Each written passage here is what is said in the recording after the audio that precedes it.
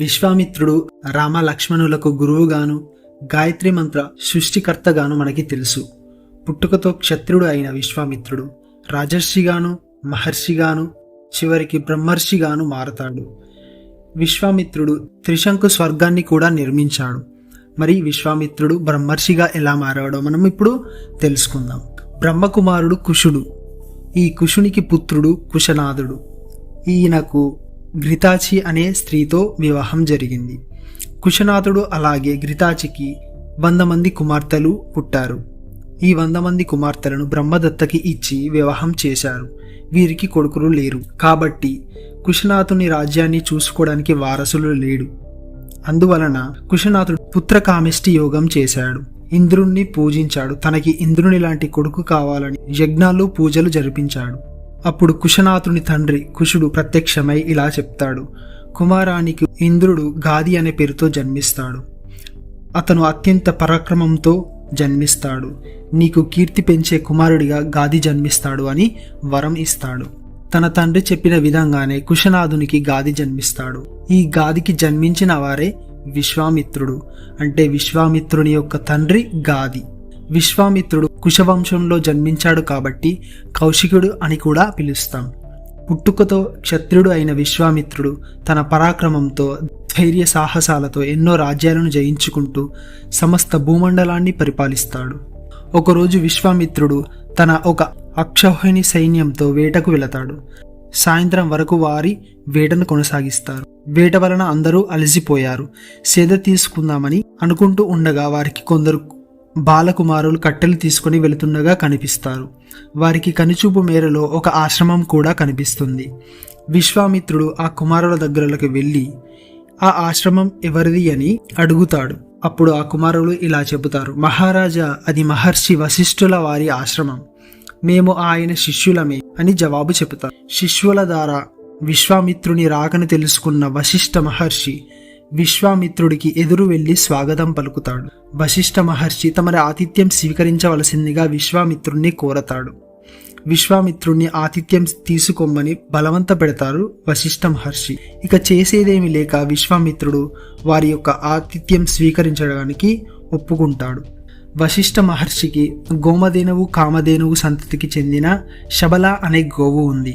ఈ గోవు యొక్క ప్రత్యేకత ఏమిటంటే మనకి కావలసినవి ఏమి అడిగినా వెంటనే ఆ గోవు నుండి మనకి లభిస్తాయి.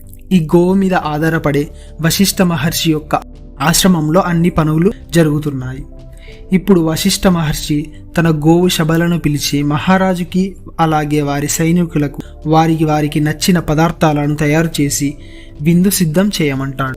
వశిష్ఠుని ఆజ్ఞ మేరకు శబల సైనికుల ఇష్టాలను గ్రహించి ఆ మేరకు వారికి నచ్చిన పదార్థాలను సృష్టించి అతిథి సత్కారాలు చేస్తుంది.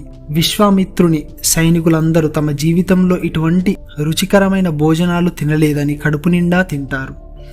ఇదంతా గమనిస్తున్న విశ్వామిత్రుడు ఆశ్చర్యపోతాడు. ఒక అక్షయుని సైన్యానికి ఇంత తక్కువ సమయంలో ఇంత రుచికరమైన భోజనాలు ఎంత చక్కగా వండారో అనుకుంటాడు.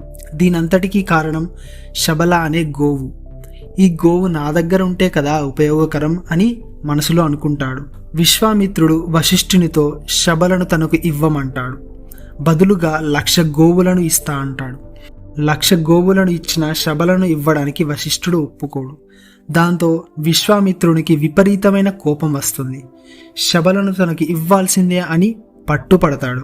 అప్పుడు వశిష్ఠ మహర్షి ఇలా అంటాడు: ఈ ఆశ్రమంలో దేవారాధనకు కావాల్సినవి యజ్ఞాలు, సమస్త పనులు ఈ శబల మీదనే ఆధారపడి నడుస్తున్నాయి. అందుచేత ఈ దేనువుని నీకు ఇవ్వడం ఎలా కుదురుతుంది అంటాడు. విశ్వామిత్రునికి కోపం కట్టలు తెంచుకుంటుంది. నేను ఒక క్షత్రియుణ్ణి, నువ్వు ఒక మునివి, పైగా నా రాజ్యంలో నా ప్రాంతంలో జీవిస్తున్నావు. అలాంటిది నేను ఒక గోవును అడిగితే ఇవ్వలేవా అని ఈసారి ఎక్కువ ఖరీదులు, సంపదలు ఇవ్వడానికి నిర్ణయించుకుంటాడు విశ్వామిత్రుడు. వశిష్ఠ మహర్షి: నేను నీకు 14,000 ఏనుగులను ఇస్తాను. అవి ఇలాంటి ఏనుగులు కాదు. వాటి మెడలో బంగారు గొలుసులు ఉంటాయి. వాటిని నడిపించడానికి బంగారు అంకుశాలుంటాయి. 800 బంగారు రథాలు ఇస్తాను. 11,000 గుర్రాలను ఇస్తాను. 1,00,00,000 గోవులను ఇస్తాను.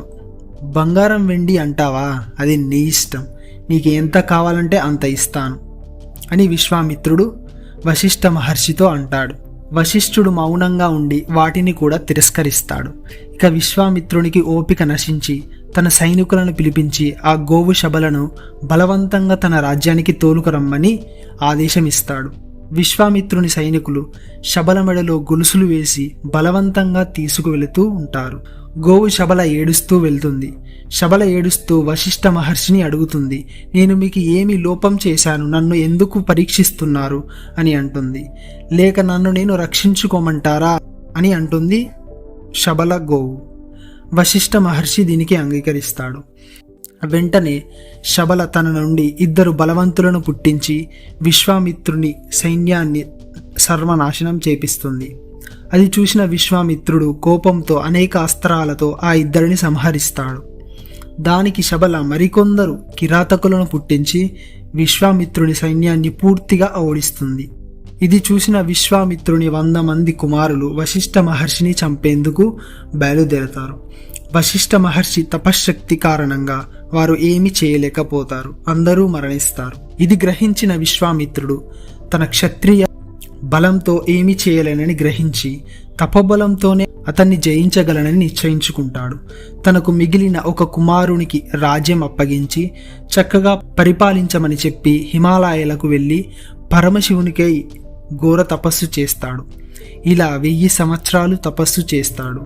విశ్వామిత్రుని ఘోర తపస్సుకు మహాశివుడు ప్రత్యక్షమై ఏం కావాలో కోరుకో అంటాడు. అప్పుడు విశ్వామిత్రుడు, నాకు ధనుర్వేదంలో సర్వ అస్త్రాలు నేర్చుకోవాలి, అవి వెంటనే మీరు తదాస్తు అనగానే నాకు వచ్చేయాలి అని కోరుకుంటాడు. కోరినట్టే మహాశివుడు తదాస్తు అని వెళ్ళిపోతాడు. వరాన్ని పొందిన విశ్వామిత్రుడు ఉత్సాహంతో వెంటనే వశిష్ఠ మహర్షి ఆశ్రమంకి వెళ్తాడు. వెళ్ళడమే విశ్వామిత్రుడు నేర్చిన అస్త్రాలను ఒకటి వెంట ఒకటి ఆశ్రమంపై ప్రయోగిస్తాడు.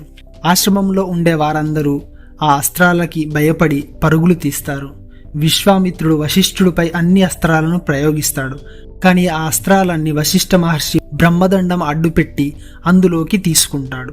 అంటే వశిష్ఠ మహర్షి విశ్వామిత్రుడు ప్రయోగించిన అన్ని అస్త్రాలు వశిష్ఠ మహర్షి యొక్క బ్రహ్మదండంలోకి చేరుకుంటాయి. విశ్వామిత్రుడు ఆశ్చర్యపోతాడు. ఇన్ని అస్త్రాలను ప్రయోగిస్తే వశిష్ఠుడు అలా బ్రహ్మదండంలోకి తీసుకున్నాడు, కనీసం నాకు ఎదురు అస్త్రం కూడా వేయలేదని ఆశ్చర్యపోతాడు. ఇక మిగిలింది ఒకటే ఒక అస్త్రం, అదే బ్రహ్మాస్త్రం. ఇది గనక ప్రయోగిస్తే ఈ సమస్త సృష్టిలో ఉన్న అన్ని ప్రాణాలు నశిస్తాయి, నాశనం అవుతాయి. ఇలా అవుతుందని తెలిసినా కూడా విశ్వామిత్రుడు వశిష్ఠ మహర్షిపై ఉన్న కోపంతో ఆ బ్రహ్మాస్త్రాన్ని కూడా ప్రయోగిస్తాడు. కానీ ఈ అస్త్రం కూడా వశిష్ఠ మహర్షి యొక్క బ్రహ్మదండంలోకి చేరిపోతుంది. 1000 సంవత్సరాలు కష్టపడి తపస్సు చేసి శివుడి అనుగ్రహం పొంది ఇన్ని అస్త్రాలు నేరిస్తే అన్ని విఫలమయ్యాయి. అసలు వశిష్ఠ మహర్షి దగ్గర ఉన్నది ఏంటి, నా దగ్గర లేనిదేంటిదని విశ్వామిత్రుడు ఆలోచిస్తాడు. మన తరువాత వీడియోలో విశ్వామిత్రుడు మరి ఏం చేశాడు, అలాగే శకుంతల ఎలా జన్మించిందో మనం తర్వాతి వీడియోలో తెలుసుకుందాం. మన వీడియో కనుక మీకు నచ్చినట్టయితే లైక్ అలాగే షేర్ చేసి మన ఛానల్ని సబ్స్క్రైబ్ చేసుకోండి.